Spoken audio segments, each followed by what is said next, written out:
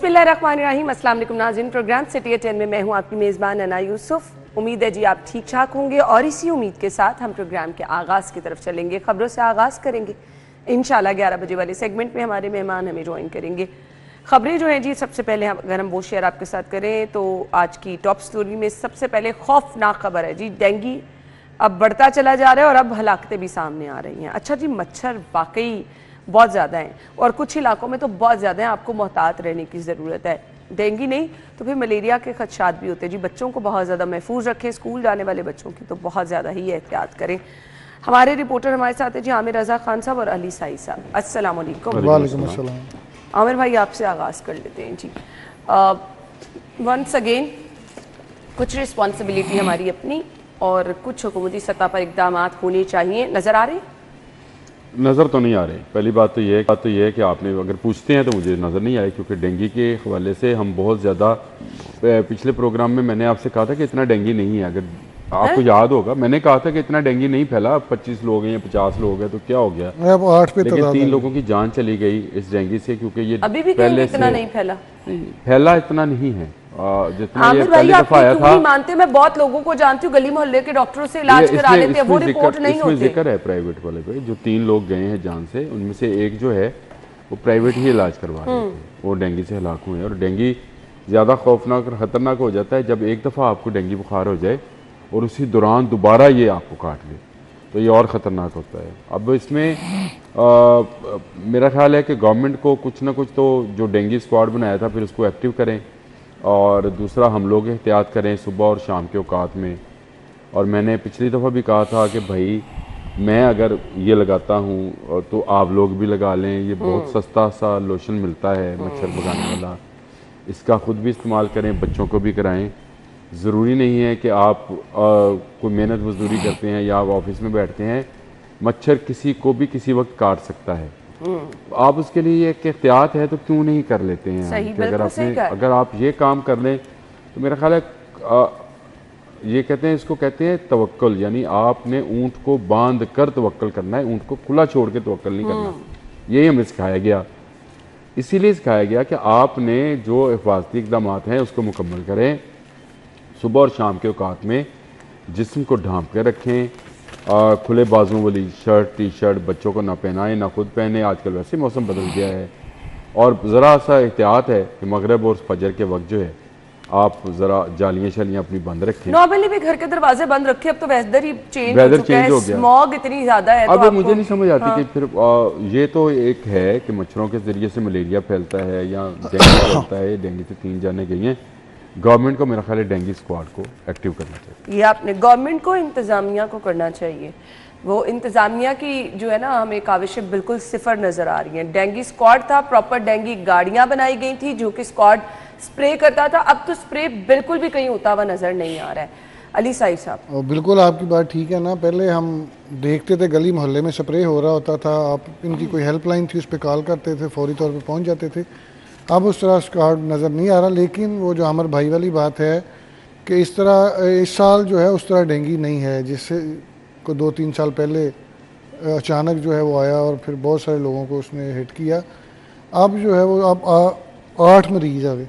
पहले पिछले हफ्ते जब हम बात कर रहे थे, मौसम तब्दील हो रहा है तो मरीज़ों की तादाद कम होती जा रही है, मच्छर में उस तरह सकत नहीं रही। लेकिन इसके बावजूद जो हमारी इंतज़ामिया है उसको इस पर फोकस करना चाहिए।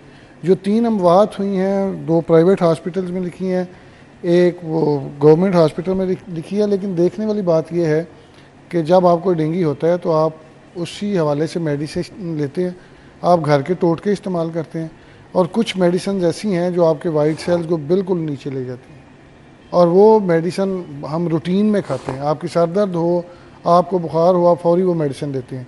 लेकिन मुझे 2 दफ़ा हुआ है, मुझे जो डॉक्टर साहब ने बताया था, उन्होंने कहा कि ये वाली टेबलेट्स बुखार जब डेंगू हो तो आपने इसके करीब भी नहीं जाना। और माहिरीन कहते हैं ड्रिप भी नहीं लगानी, यहाँ आम तो ऐसे आपने वो टेबलेट खाई ना तो आपके ऐसे नीचे जाएंगे प्लेटलेट्स। अच्छा। तो वो अगर आप मेडिसिन लेते हैं, वो रूटीन की मेडिसिन है, आपकी एक्सेस में है, सस्ती है, तो जब भी बुखार होता है हम जाके वो वाली टेबलेट्स ले लेते हैं। वो टेबलेट्स आपने खाई, आपके प्लेटलेट्स नीचे जाने शुरू हो जाएंगे। और ये हर घर की ज़रूरत है। आपको पता है घर में बुखार हो तो बुजुर्ग कहते हैं ये वाली गोली लेके, बिल्कुल ऐसे ही है। तो आप कम से कम ये एहतियात करें। आपने अगर आपको डेंगी होता है, अलामात नजर आ रही हैं, अच्छा तो साई साहब, इसमें भी ना कुछ स्टेजेस होती हैं। आपको नॉर्मल स्टेबल बंदा नजर आ रहा है ना, अच्छा बुखार है, डेंगी आपको डायग्नोस हो गया है, बट आप स्टेबल हैं, चल फिर रहे हैं, कंडीशन आपकी बेहतर है। डेंगी की भी 3 स्टेजेस हैं। अगर खतरनाक स्टेज में भी आप बिल्कुल लेथार्जिक हैं, उठ नहीं पा रहे हैं, कमर दर्द इतनी है, और फिर आपके जिस्म के किसी हिस्से से ब्लीडिंग भी होना शुरू ब्लीडिंग। लेकिन मैंने जो देखा है कि अगर आपने इसको कंट्रोल करना है, आपकी डाइट अच्छी होनी चाहिए। अच्छा। लिक्विड आपको ज्यादा इस्तेमाल करना चाहिए। मैंने जो लेकिन 2 कुछ दफा खाने को दिल भी नहीं ना करता साई साहब, बड़ी फिर आपने जान भी तो बचानी तो है। आप मेडिसिन खाएं, मेडिसिन समझ के खाएं भी, जान भी तो आपने बचानी है ना। आप यखनी लें, जूसेस लें, पानी बहुत ज्यादा इस्तेमाल पायों करें। का शोरबा जो है वो मैंने तो ये देखा है, आमिर भाई जरा ना डीसी साहब की कारकर्दगी मैं जरूर इस पर डिस्कस करना चाहूंगी। मुझे ना कैप्टन उस्मान का दौर याद है, मुझे शहबाज शरीफ साहब का दौर याद है। सुबह सुबह सैटरडे संडे को क्या होता था, डेंगी आगाही वॉक्स हो रही होती थी। ख्वाजा सलमान रफीक साहब, ख्वाजा इमरान नज़ीर साहब सामने खड़े होते थे पूरी पूरी वॉक्स। खुद ख्वाजा साहब ने मुझे बताया कि शहबाज शरीफ साहब अर्ली मॉर्निंग मीटिंग्स करते थे डेंगी के हवाले से। अब क्या हमें उस स्टेज की जरूरत है कि वो उसी तरह से डेंगी फैले? मेरा स्टेज की जरूरत नहीं है उस तरह से ना।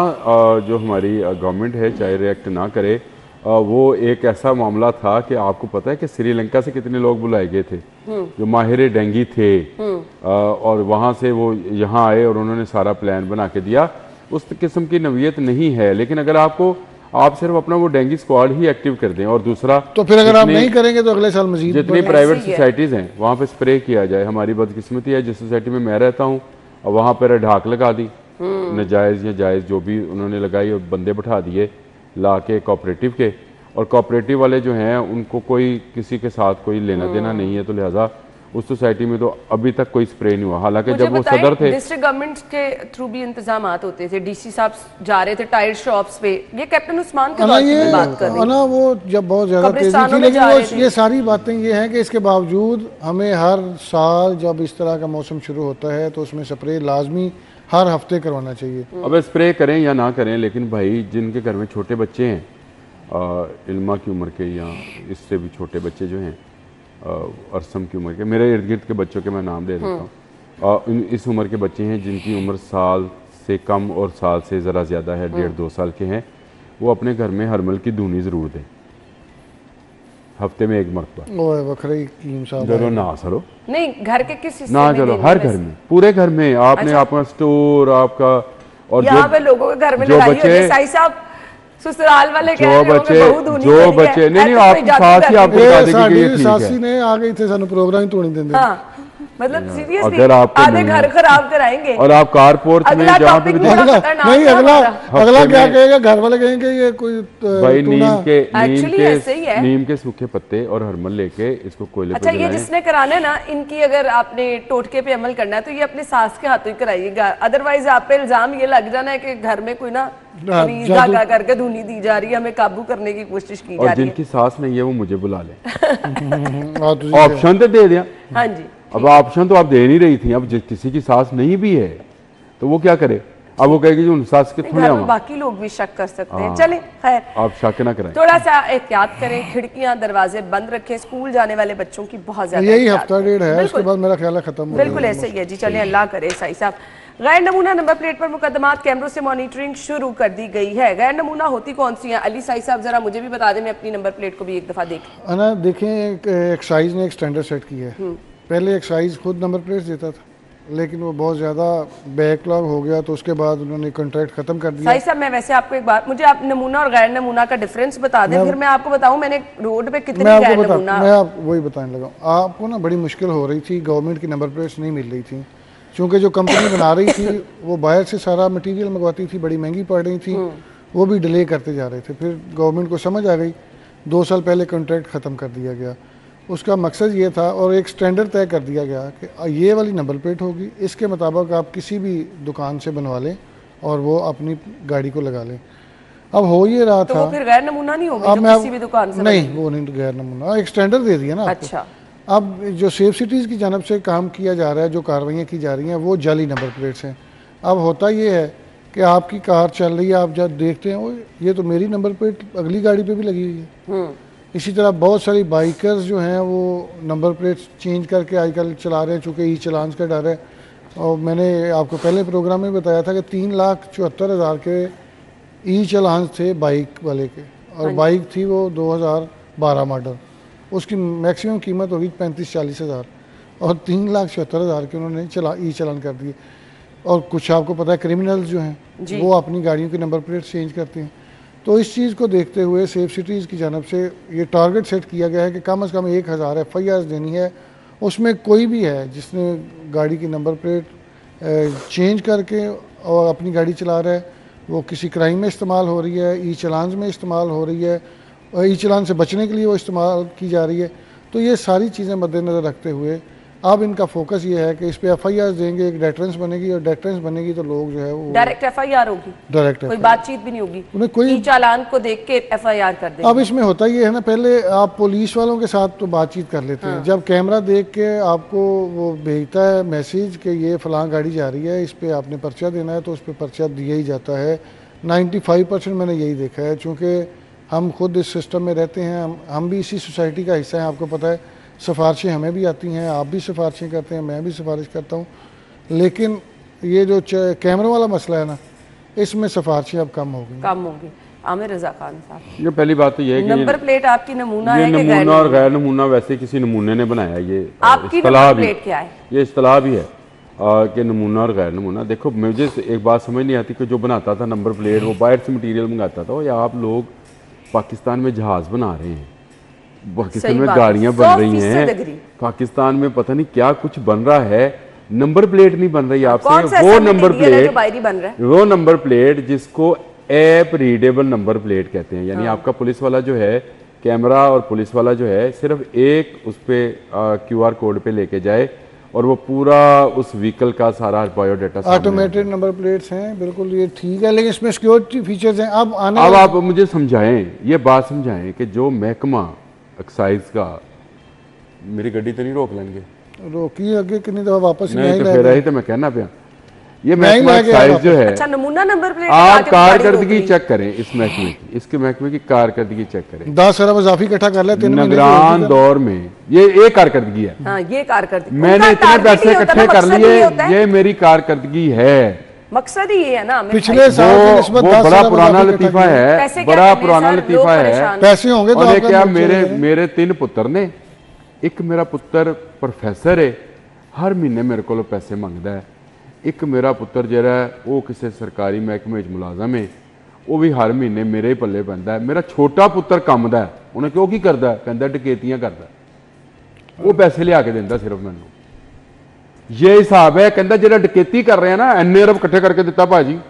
अब ये कारकर्दगी जब होगी आपकी, तो आप मुझे बताएं मामला कहां से कहां, जो इस खबर के अंदर लिखा है कि मैं हर महीने 1,000 चलान करूं ही करूं, चलान नहीं FIR करूं ही, ये कैसे आप डिटरमाइन कर लेंगे 1,000? आपने एज्यूम भी कैसे कर लिया? इसका मतलब यह है, नहीं इसका मतलब समझे कि अगर लाहौर शहर में 42 लाख व्हीकल्स चल रही हैं, तो इसका मतलब है इनको पता है कि इसमें से 20 लाख जो है व्हीकल्स जो हैं वो ऐसी हैं जो जैली नंबर प्लेट्स पे हैं, गैर नमूना नंबर प्लेट्स पे हैं, या वो चिंगची और वो चिंगची के वो जो कमर्शियल है वो भी उनकी नंबर प्लेट तो है, कानून ही नहीं है। कैसी मजे, अभी सही से पूछ लें, सही सब है कानून नहीं, कैटेगरी जो है लोडर रिक्शे की कैटेगरी नहीं है, चिंगची की कैटेगरी नहीं है, लोडर रिक्शे की। किसको पकड़ेंगे? सिर्फ जो गाड़ी वाला है। तो सही साहब फिर गाड़ियों के चालान धड़ाधड़ होते जाएंगे, FIR होती जाएगी, इनकी कोई FIR लोगों को कुचल भी रहे हैं गाड़ियों के। अच्छा बात तो सुन रहे हैं, हाजी साहब का होता ये है कि जिधर इतना रुझान हो गया ना उधर करनी है बात। तो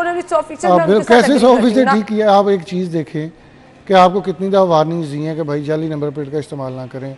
अब एक्साइज जब वो नई गाड़ी रजिस्टर कर रहा है, चिंगची को नहीं रजिस्टर कर रहा, लोडर रिक्शे को नहीं रजिस्टर कर रहा, तो आप क्यों LWMC को एक्साइज नहीं कर रहा? वो LWMC को दे तो उसको भी नंबर लगवाए भाई, रोके उसको।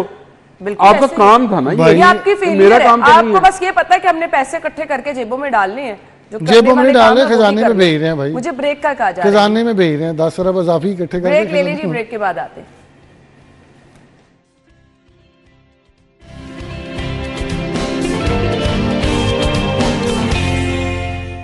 Welcome back once again. School, colleges और अस्पतालों की खटारा बसें अब सड़कों पर नहीं आएंगी। स्कूल कॉलेजेस की हैं, अस्पतालों की साइड से अब कौन सी बसें हैं? मुझे ऐसे लगता है फिर बच्चे घर में ही पढ़ेंगे। 90% गाड़ियां तो मैंने देखा है खटारा ही होती है। 90% गाड़ियां तो अच्छा, मैंने यूनिवर्सिटी की बसें अच्छी हालत में हैं। कुछ मैंने कुछ यूनिवर्सिटीज़ की अच्छी हालत में। उसकी वजह यह है कि यूनिवर्सिटीज़ में वो पॉइंट्स डेली चलते हैं ना, वो 2-3 दफ़ा सुबह वाले बच्चों को लेके जाते हैं, फिर छोड़ के आते हैं, फिर वो शाम वाली शिफ्ट में। तो उनमें हमने देखा है कि कुछ यूनिवर्सिटीज़ की जो है वो बहुत बेहतर है। मैंने अपनी यूनिवर्सिटी की देखी थी, वो बहुत बेहतर थी, लेकिन वो भी कई सालों से चल रही है। आपने यूनिवर्सिटी बनाई हुई है? मैं जो यूनिवर्सिटी में पढ़ता था, जिसमें पंजाब यूनिवर्सिटी, किस वर्ष सन की बात है? बड़ी पुरानी 2007-8 की। मेरा क्योंकि रोज गुजर होता है ना पंजाब यूनिवर्सिटी के सामने से, और उसकी बसें जो धुआं छोड़ रही होती हैं, नहीं वो तब की बात शायद पता नहीं कब की बात है, 2007 की। अब क्या है 2025, 25 18 साल पुरानी हो चुकी हैं वो बसें, वो तब जिनकी भी ये पुरानी अब थी। बैठ कर कह रहे हैं कि वो उनके तब भी हालात- पुरानी थी। वो कह रहे हैं तब भी पुरानी थी। तो इसका मतलब अंदाजा वो करें। 28-30 साल पुरानी हो चुकी होगी अब तक बसें। तो मैं वही तो कह रहा हूँ कि भाई स्कूल कॉलेजेस की एक तो है ही नहीं, सरकारी बड़ी यूनिवर्सिटीज़ की हैं वो। सड़कों पर नहीं आएंगी, ये माहौलियात डिपार्टमेंट ने कहा है, एक्साइज ने कहा है। मैंने आपसे कहा था ये डिपार्टमेंट माहौलियात है, ये माहौलियात नहीं है। ये बात माहौल सुनो। करते हैं। पीएचई की गाड़ियां मजाक देख है। ले, धुआं छोड़ रही हैं। कुछ देखे हम, मैं भी डिपार्टमेंट्स को कवर करता हूँ। हाजी साहब तो हमारे बड़े उस्ताद हैं, बड़े भाई हैं, हमने इनको हमेशा देखा है। कुछ बातें सिर्फ खबरों के लिए होती हैं, That's it. ये बात भी खबर की हद तक। नहीं, गाड़ियां तो फिर पीएचई की भी हैं, गाड़ियां तो फिर धुआं छोड़ती। इसको छोड़ दें, इस बात को छोड़ें। मुझे बताएं, महकमा माहौलियात जो है ये पंजाब के मिनिस्टर एजुकेशन के खिलाफ एफआईआर कटवाएगा कि उसकी बसें हैं खराब?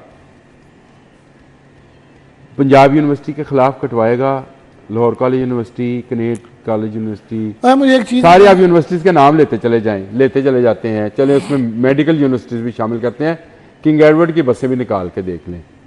आप सबसे वो पहले डॉक्टरों को मेरा ख्याल है कि बीमारियां फैलाने के लिए नहीं वो नहीं, बसें एक और चीज देख लें, आप इन सब के फिटनेस सर्टिफिकेट चेक कर लें।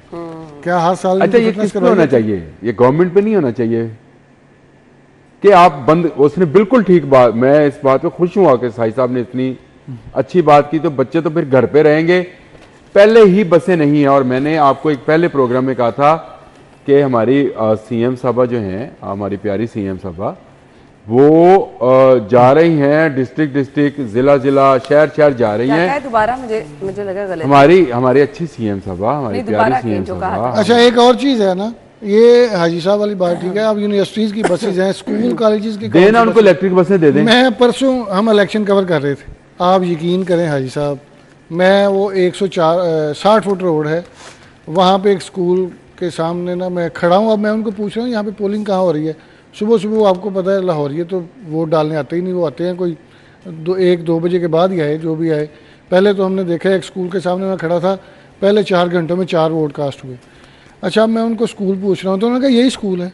तो मैंने देखा, यकीन करें, ईंटें पड़ी हुई, सीढ़ियाँ गंदी तरीन, वो ऊपर चढ़ रही थी। ऊपर 6 कमरे, नहीं प्राइवेट, 6 कमरे थे। तो वो स्कूल है, उसकी कौन सी बस है, उसका कौन सी गाड़ी? समझ आई। अच्छा, आप जिन यूनिवर्सिटीज़ की जिनकी इनका जिक्र किया कि मैंने 18 साल पहले सफ़र किया था, वो बसें उस वक्त ठीक थी, उस वक्त ठीक होंगी, मुझे इस पर कोई इतराज़ भी नहीं है।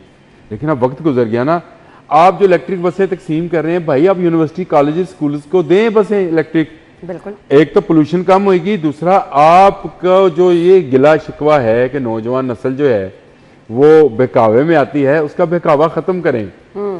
उसको दे दें इलेक्ट्रिक बस, वो बैठ के सफर करे सुबह से लेकर शाम तक, उसको समझ आए कि भाई ये होता है काम। इस पर आपका महकमा माहौलियात एक खबर जारी करता है कि हम कटारा बसें जो है चलने नहीं देंगे। तो आप भाई गवर्नमेंट को खत लिखें, आप जिम्मेदार हैं, किसके खिलाफ पर्चा कटवाना है बताएं। लिखें ना खत, लिखें हाथ, और करें उनको ग्राउंड करके दिखाएं। मैंने आपको पहले कहा था मरियम औरंगजेब साहबा काम करना चाहती हैं, ये ब्यूरोक्रेसी उनको खराब। नहीं यही खटारा बसें नजर आएंगी। नहीं है ना, मजे की बात ये है कि अगर डीजी माहौलियात साहब ये करना चाह रहे हैं तो एक काम करें कि जितनी खटारा बसेज हैं उनको एक जगह पे ग्राउंड करें, उसकी फुटेजेस जारी करें कि ये फलां यूनिवर्सिटी की इतनी बसेज खटारा थी, फलां कॉलेज की इतनी थी, फलां की इतनी थी। ये हमने ये शोर आपको सिर्फ ये स्मोक के दौरान नजर आ रहा है, पूरा साल ये खटारा बसें यही चलेंगी, यही धुआं रहती हैं, धुआं छोड़ती हैं। यही आपके वो मोटरसाइकिल बेचारे वाला साथ खड़ा था तो उसके मुंह के ऊपर धुआं मारा उसने, बस वाले ने रेस दे के ना। अब चेक किया कि मुंह काला होता है कि नहीं। नहीं सही बात है, ये आपको पूरा साल ऐसे ही धुआं छोड़ती नजर आएंगी, इनको कोई नहीं पूछने सुबह वाला। लेस्को का ट्रक साथ साथ चल रहा था 68 नंबर से होता नंबर बता रहा हाँ इस नंबर भी याद उससे कर क्या धुआं दे रहा था ना इतना भाई। तो मुझे बताएं वो पोल्यूशन फैला रहा है, कहाँ रोका है ओ उसको? हाजी किसी साहब कैमरे लोगों ने, किसी सेफ सिटी ने, किसी ट्रैफिक और वाले लोगों ने, की किसी बिजली मोहल्लियात चलन वाले ने। दो भाई वो के लिए नहीं जी, बंद अगली खबर की तरफ आ जाए। सीएम साहिबा कहती हैं कैदी नंबर 804 को घर में घुसकर शिकस्त दी। हमने कैद में होने के बावजूद बाइकआउट नहीं किया था। ज़िमनी इलेक्शन में मकबूलियत के दावे जमीन बोस हो गए। ज़िमनी इलेक्शन में मकबूलियत थी, साई साहब आपने तो कवर किया।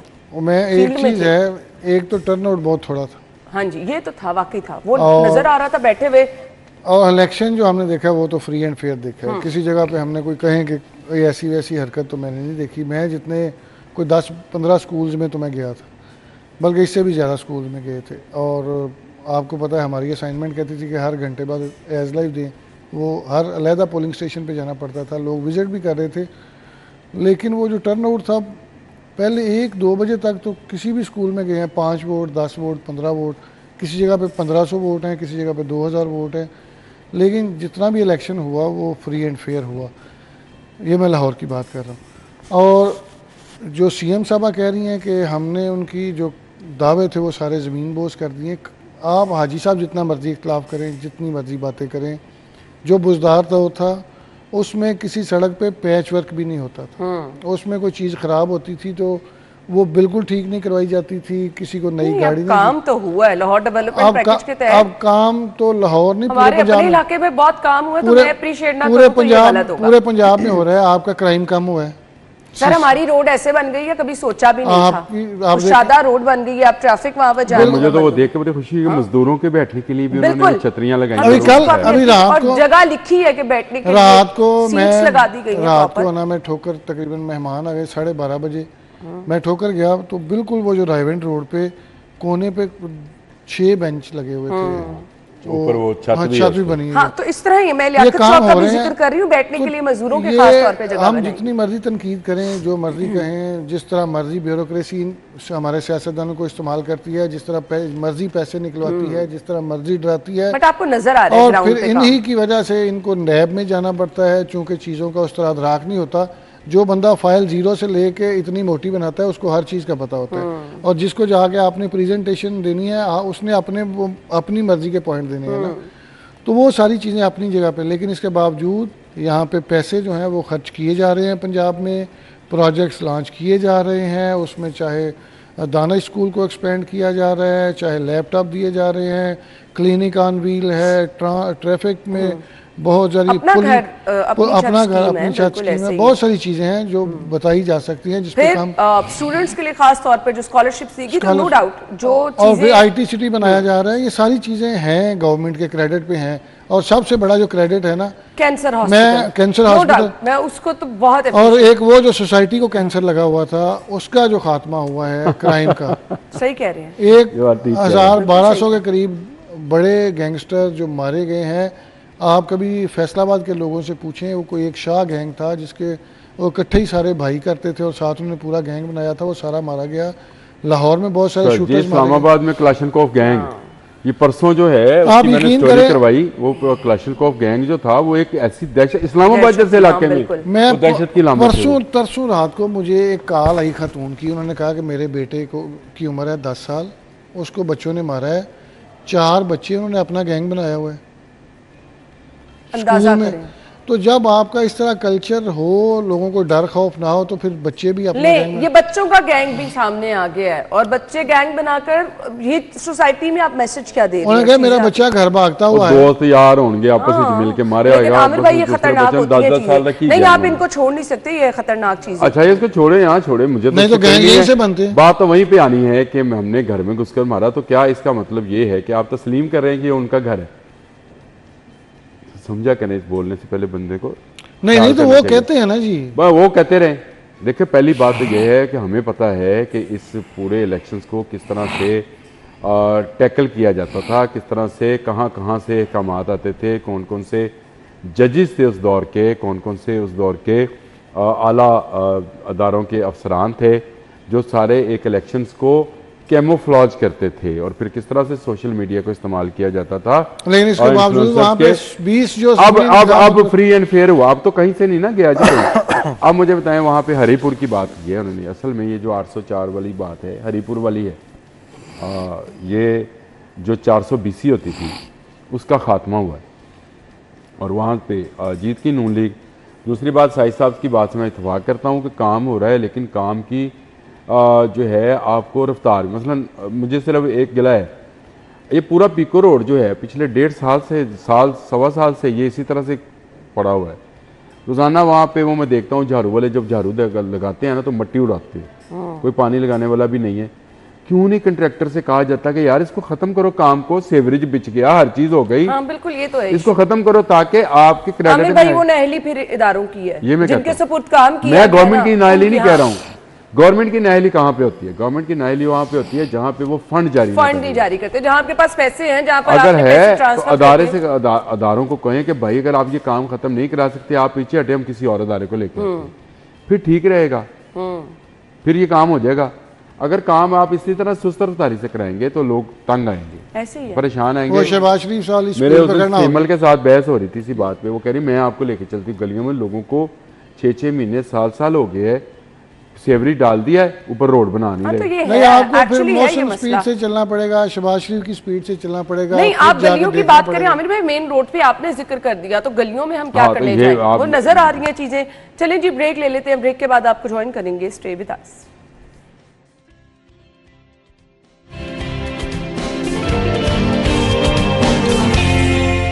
एक बार फिर से खुश आमदीद कहेंगे। जराइम पेशा अफराद की तलाश, डेटे के लिए घर घर सर्वे होगा। इनके घर भी जाएंगे? तो इन्होंने घर की मेरे घर पे जाएंगे, क्यों जाएंगे जी? मसला पता क्या है, किन घरों का है? जो नहीं, किराए के घर घर घर है। सर्वे होगा। वो घर घर सर्वे तो सर्वे ही सर्वे है, इनको सब पता है।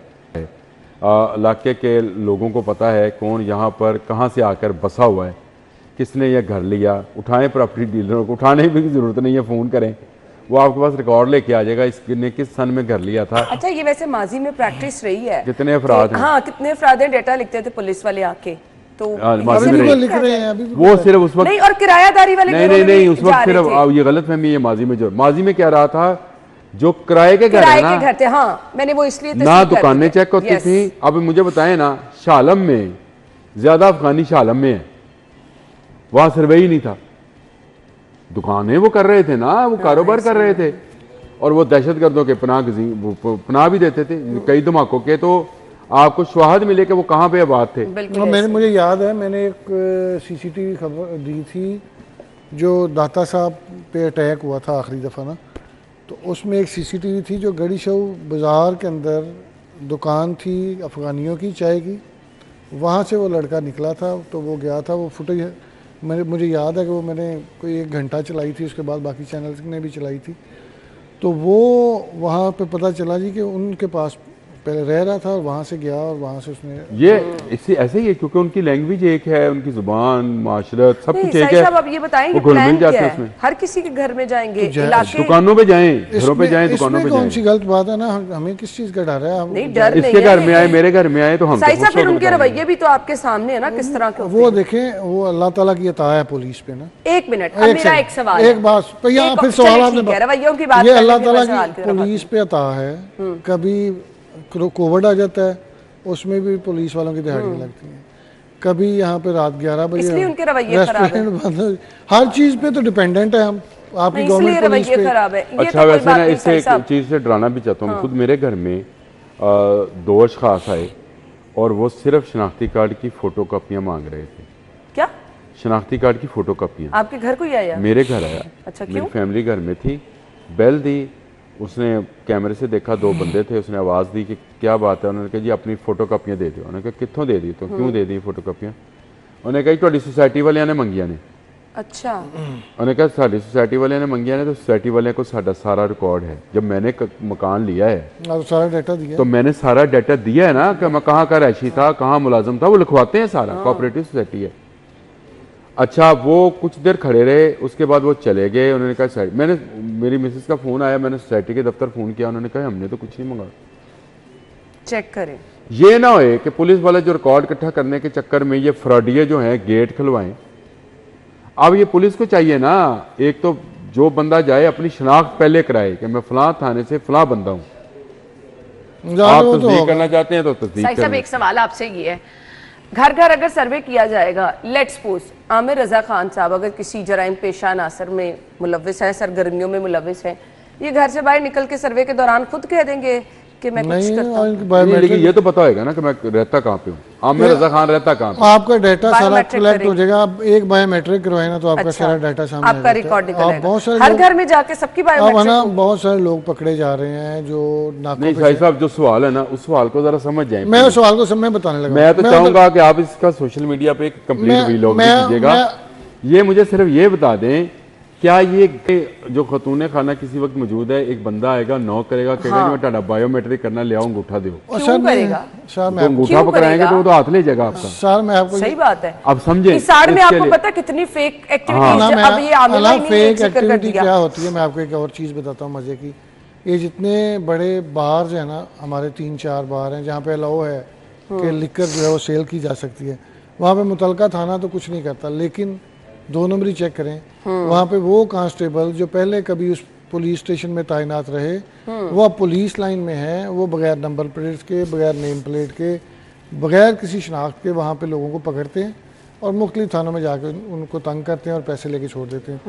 इसी तरह बहुत सारी चीज़ें ऐसी होती हैं कि जब सर्वे होगा, ये बड़ी अच्छी चीज़ है, होना चाहिए, इसमें कौन सी गलत बात है? कोई गलत बात नहीं। उसमें आपके पास सारा डाटा आ जाएगा कि फ़लाँ जगह पे किराएदार कितने हैं, फ़लाँ जगह पे क्या काम हो रहा है, किसी जगह पे कोई क्रिमिनल था पकड़ा गया, वो कब से रह रहा था, किस तरह उसको प्रोटेक्शन दी जा रही थी, क्यों दी जा रही थी, ये सारी चीज़ें सामने आ जाएंगी। लेकिन बात सर्वे हो, इसकी आड़ में सर्वे हो और दूसरा इसकी आड़ में ना वो आपके जराइम पेशा नासिर भी ज्यादा सरगर्म हो जाते हैं। एक मिसाल आमिर भाई ने दे भी दी है। हम ब्रेक के बाद वापस आएंगे, स्टे विद अस।